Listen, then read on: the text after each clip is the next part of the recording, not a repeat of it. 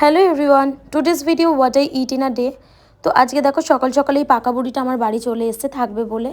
তো সকালে আজকে ব্রেকফাস্টে খেয়েছিলাম গরম গরম ভাত আর ঘি, শীতে বেশ ভালোই লাগে। তারপরে গেছিলাম ফুল কিনতে, ফুল কিনে এসে একটু ওর সাথে ছাদে নাচানাচি করছিলাম দেখো। তারপরে আজকে কি রান্না হবে মা মেনু বলেই দিল। পেঁপে দিয়ে ডাল হবে, পালং শাক, আলু, বেগুন, সিম, বড়ি দিয়ে একটা চচ্চড়ি হবে, উচ্ছে আলু ভাতে হবে, আর দেখি আর কি করা যায়। তুই কি খাবি? পাঁপড় ভাজা হবে, চাটনি।